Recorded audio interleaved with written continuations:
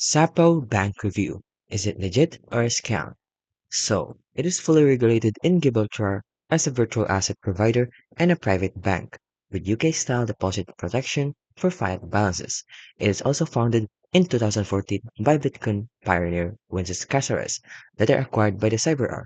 So it functions as a narrow bank by holding customer funds primarily in US Treasuries, currently offering approximately 4.1 interest on deposits. So it strengths on why users like Xapo. So it has an integrated crypto plus fiat platform. So it offers Bitcoin, USD accounts, trading, and stock investing. It also has a competitive rate, which has a daily Bitcoin and USD interest.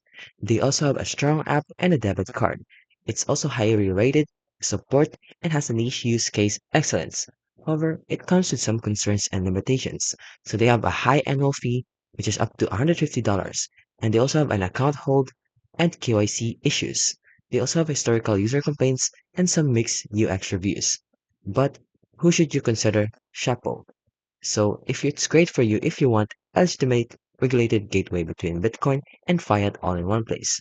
But Chapo Bank is a legitimate, well-funded, and regulated crypto bank hybrid, ideal for global Bitcoin users wanting storage, spending, and yield.